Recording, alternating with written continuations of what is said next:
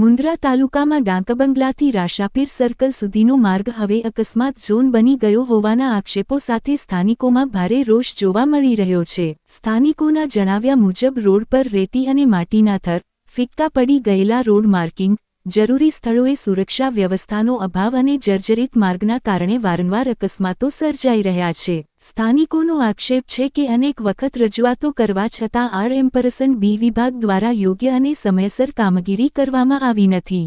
સાથે જ મુન્દ્રા બારોઈ જૂની ગ્રામ પંચાયતથી મહારાણા પ્રતાપ સર્કલ સુધીના માર્ગના સમારકામની પણ માંગ ઉઠી છે। સ્થાનિકો સવાલ ઉઠાવી રહ્યા છે કે માર્ગ સલામતી અંગે જવાબદારી કોણ લેશે અને વધુ અકસ્માતો અટકાવવા માટે તંત્ર ક્યારે અસરકારક પગલાં ભરશે।